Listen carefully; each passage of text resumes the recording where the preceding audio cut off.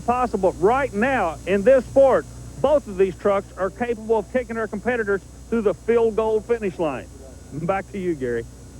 Well, Army, let's take a look now at the current standings once again after 10 events. Dan Runte with the lead over Brass, then Colt Cobra, Fred Schaefer, and Dan Patrick. Here's a look now at the top 5 qualifiers today. Runte quick at a 5:02, then his teammate Andy Brass a 5:11, then Patrick, Gary Porter, and Colt Cobra. Now here is action from round 1. In fact, Andy Brass turned in the quickest run of 4:96. That ties him with Dan Runte for the fastest time ever in this type of competition as he took out Fred Schaefer in round 1.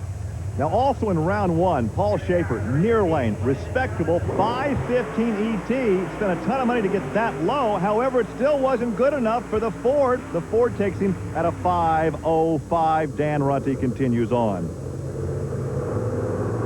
Okay, Runte and these guys seem to be leapfrogging everybody. A 5:15 is an awesome run, but Runte and the Bigfoot boys, they win a tenth quicker. Everybody catches them, then they jump out. For an example, Mark Hall goes up against Colt Cobra. Hall in a Chevrolet, Cobra in a Ford, same scenario. This guy goes a low 5-second run, a 5:11 to be exact. Hall makes a good run, nothing to be ashamed of. But the Ford camp have found something that keeps him about a tenth in front of everybody else. Now watch what happened to Ray Porkowski in the near lane after he gets taken out by Dan Patrick. And he was very lucky right here to hang on. He puts the power back in and keeps it upright. Yeah, he was awfully close to high side. And Gary Porter comes out, the big hope for the Chevrolet camp out of North Carolina. Lays down a good run, but the big question is, can he get into the next round and run in the low 5s with the Ford? He will have to go better than the 5:23 to make some noise in round 2. Welcome back to Canfield, Ohio. We are ready for round 2 competition. From the Canfield Fairgrounds, the Monster Truck Thunder Drags. And here's a look now at your pairings. It'll be the Monster Patrol and the Power Wheels Bigfoot Snakebite against Samson, and the Chevy Carolina Crusher against the Ford Bigfoot Cruiser. Let's go trackside now and check in with Army Armstrong. Gary, what we're looking at are the final set of cars in the left lane in Canfield, Ohio. Now, this weekend, there have been 4 races run chasing these Penda National Points Championship. In this lane, not one vehicle has touched the last car. Every race, over 100 of them, have literally flown past this spot. And this spot's the finish line. Back to you, Gary. Well, as we get ready now for round 2 competition, we look under the vehicle, which is Paul Schaefer in the Monster Patrol. Now, unfortunately, Paul does not have lane choice in this event, and he'll be in the right lane, the lane nearest the camera. Yeah, but I don't think it's going to bother Paul. He and his crew have been working hard all year long trying to get dialed in. They're getting closer and closer. The horsepower is there. The horsepower for the Portage, Indiana auto salvage businessman is an Arius engine. No problem with horsepower. You just got to get the chassis squared away. Speaking of horsepower, the Power Wheels team, they've hooked up with Alan Root to make buku horsepower for those Ford engines, the supercharged version of the 460 cubic inch engine, Gary. Well, Dan Runte certainly has the package going his way. The package meaning horsepower, the suspension works. He's tough to beat. Well, plus he's got a cool driver suit and a no-fear decal on his helmet. Well, yeah, but he has to put the pedal down and have it all hooked up, though, when he goes racing. And so far, this has been his season. Still got a cool driver suit. Well, he does at that. We're both kind of jealous of his driver suit. Chevrolet versus Ford. Let's see what's going to happen. Schaefer, near lane Chevrolet, nothing to lose. He's experimenting, trying to get the horsepower to the ground. We know the Ford can do it. They leave together. Gary, you take the call. That's going to be Ford at the far side. Bigfoot Power Wheels of Dan Runte. So he will advance. Dan had a time of 5:04. There's the time for Runte in the Power Wheels Bigfoot. He will advance and maybe pad his points cushion just a bit of 5:17. Respectable run for Paul Schaefer. There's your 10th I was talking about. The Ford's leapfrog. You catch them, they'll jump out a 10th on you. You catch them, they'll jump out again. Let's see what's going to happen. Runte at the finish line, a little bit lollygag, a landing there, but it works. Lollygagging, there's a word for your vocabulary. Let's go back trackside, Army. What's causing the truck to yaw like that on the other end? That last jump is throwing you completely sideways, it looks like to me. Army, it's pretty much the way we got Trailmaster shocks valve. They're set, the truck's setting down in between the cars. That's what we're looking for. We're really not looking for the finish line. As long as the truck's landed and we can control it, that's after the fact. and that really doesn't make a big difference. Like I said, if the truck sits down in between the two sets of cars and hooks up the whole distance, that's what makes your times faster. Yeah, but that's when you hold your breath down there when you're not quite straight in the shutdown area. There's a good look at Gene Patterson, hands on his hips. He's the crew chief for Dan Patrick and Sampson, no stranger to monster truck competition, either as a crew chief or as a driver, formerly with Bigfoot. No, he knows exactly what he's doing. That's why Patrick is teamed up with him. I'm looking for something from these guys in the future. They're talking to a lot of the major corporations. They're trying to work their way back in as Dan Patrick's picture comes up on the screen. They want to put Chevrolet back in a winner's circle. They want to break this Ford dominance. There's a look at Colt Cobra, the snake bite truck, and it will be Ford against Chevrolet. Patrick, in fact, was the first truck in Sampson into the 4-second bracket. He has found victory lane already this season. Yeah, that's been the highlight for the Chevrolet camp, because as soon as he went into the fours, the Ford followed him there, and they've been dominant since. And right there, snake bite takes the victory, the far lane. The time on that was a 5:08 for Colt Cobra. Dan Patrick's 5:13, ever so close, but hey, not close enough. Yeah, again, we're not playing horseshoes and hand grenades. Close doesn't count. Once again, a Ford continues to win. As we take a look right here, you see the Ford is on the ground first, hooking up the horsepower. Now, all the Fords are using the Trailmaster shocks. Snakebite takes the win, and he's standing by trackside with Army Armstrong. Tell you what, you're like a bad penny to this Bigfoot team. You just keep coming back, and they keep trying to chop your head off, and you keep coming back after them. That's right, Arm. We keep coming back. We're trying to knock on the door, so to speak, with the Bigfoot team over there. We're doing the best job we can. They know we're here. They're just trying not to look back, but they're going to have to look back one of these days because we're right there. Coming up next, another Ford Chevrolet pairing with the Bigfoot blue Ford of Andy Brass and the Carolina Crusher of Gary Porter. Andy Brass, the 11th event this season, is playing catch-up. In fact, he is only second in the point standing. Oh, that's a new role for Andy, but I don't think it's going to affect him. He is such a cool driver. He's calm, cool, and collective. He's going to do exactly what he has to do. He's concentrating on going to the other end. The St. Louis recently married native knows what he's got to do. He knows what Bob Chandler paid him to do. Meanwhile, Gary Porter, the privateer, he runs off his own pocketbook with the Carolina Crusher. He knows what he's got to do, too. He had the hot hand in his Ford about 3 years ago, lost it because he's spending so much time on the road. He doesn't have a research and development program like the Bigfoot team, and that's costing he and the other drivers, Gary. Well, of course, Gary Porter won the national title here about 3 years ago.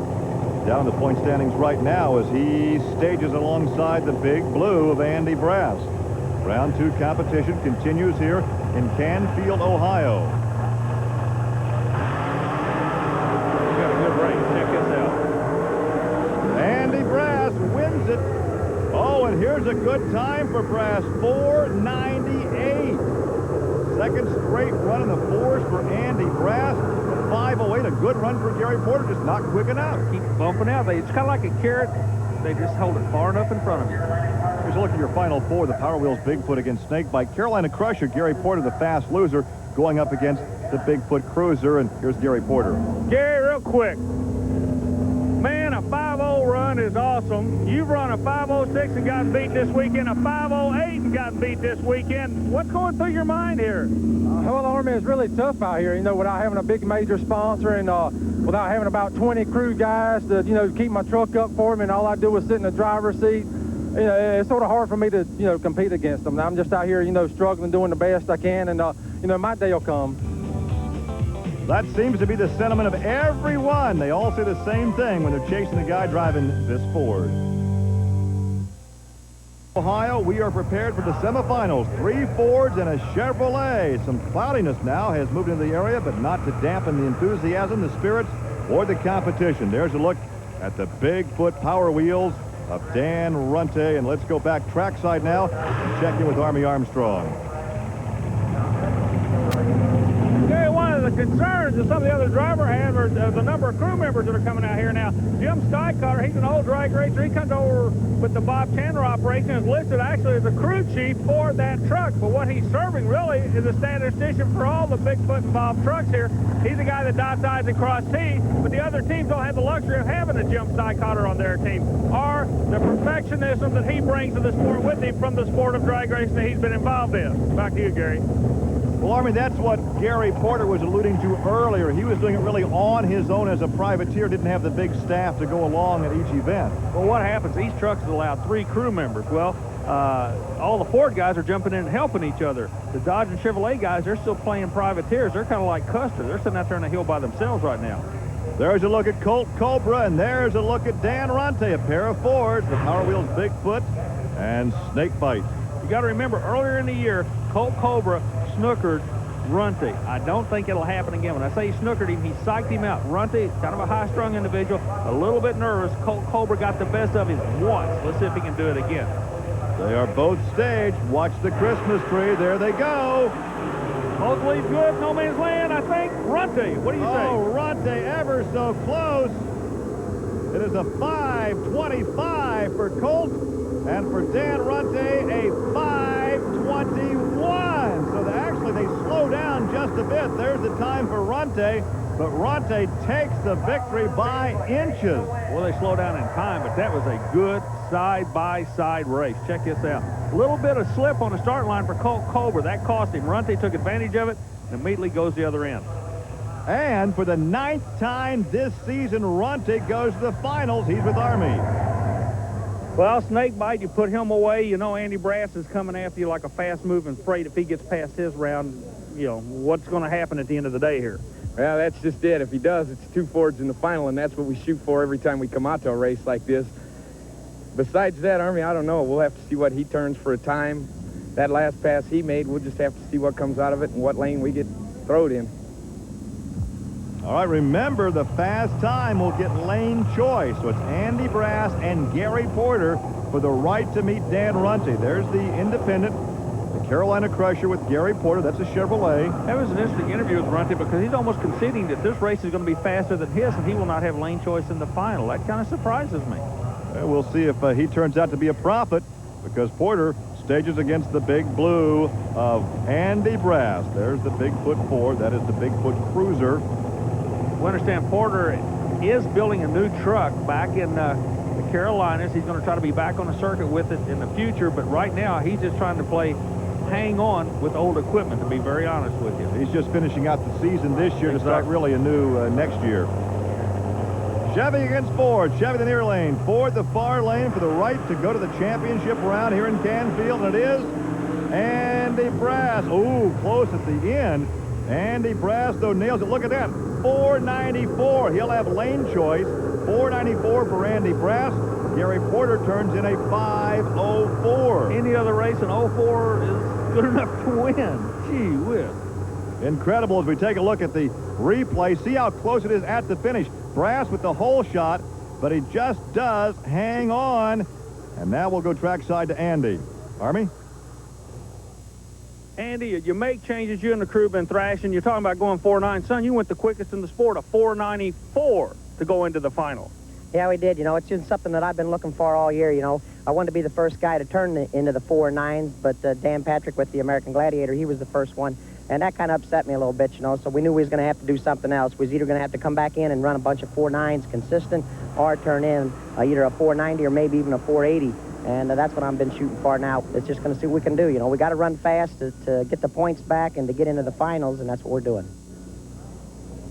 Well, as Andy Brass gets ready for the finals, we want to go and show you now one of the all-time great runs in the history of tough truck competition by a proud member of the Blue Oval Bunch. His name is Mark Meents, and he no doubt has been inspired by those 4-second runs of Andy Brass. He comes out in a street-legal truck and literally abuses it. There's no ride like my low ride. There goes the front suspension, but he continues on. And listen to the crowd in the background. They're into it. Johnny Moto track announcer's got him pumped up. He's even waving at him. You got to hit the tire to finish. He finishes broken axle and all. Mark Meents, to the delight of this crowd here in Canfield. Stay with us. We're coming back. Welcome back. You know, Andy Brass is simply on fire. 3 straight runs in the 4s, a 4.96 in round 1, a 4.98 in round 2. The last pass, the quickest ever, 4.94. And earlier, Army made this observation about his performance. Gary, you know, in forms of racing like NASCAR racing and everything, the tires are so important. The announcers keep telling you how they're changing the stagger, they're changing the compound or what have you. This sport is no difference whatsoever. Andy Brass was trying to find the handle. I'm going to show you what the handle was. These tires are normally the rear tires on this truck. Okay, the rear tires back there now are normally the front tires.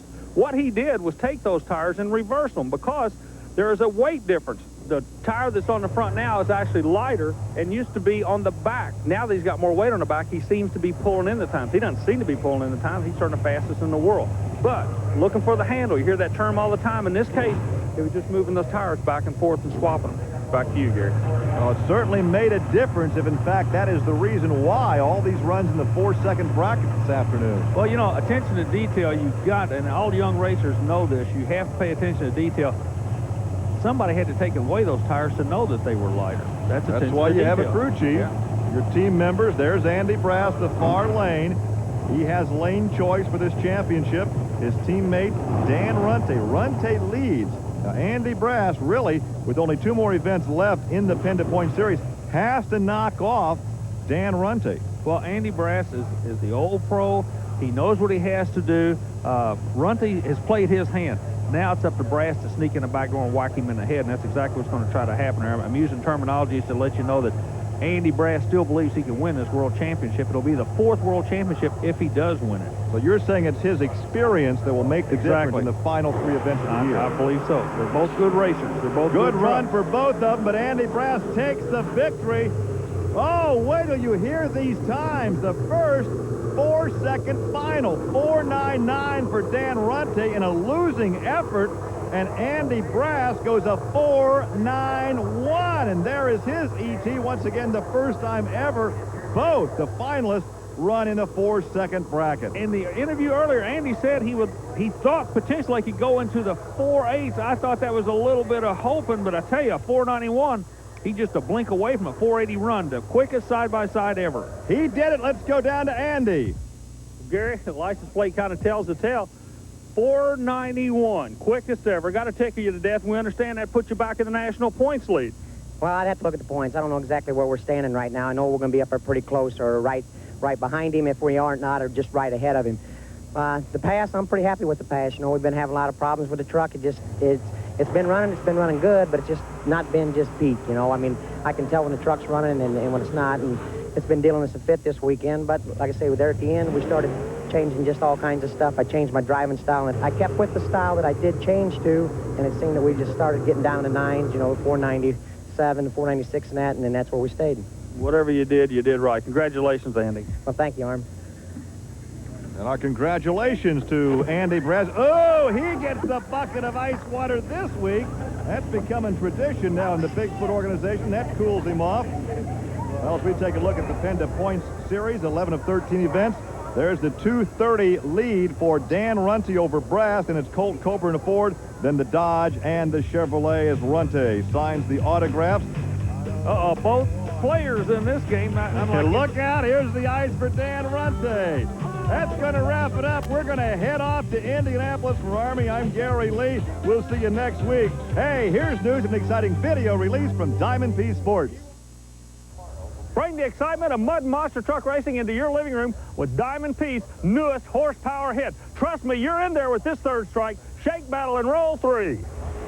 It's all new and all you come to expect, from the outrageous mishaps of the monster truck racing to the raucous rampage through the mud bogs. Shake, battle, and roll 3 is a must for any and every monster truck fan in the house. Over 60 minutes of jarring and pounding, mud and mayhem, and accelerated aerobatics you don't want to miss. To get your copy of Shake, Battle, and Roll 3, call 1-800-438-8585 or send $19.95 check or money order plus $4 shipping and handling to the address shown on your screen, or charge it on your MasterCard, Visa, or Discovery card. Call 1-800-438-8585 for Shake, Battle, and Roll 3.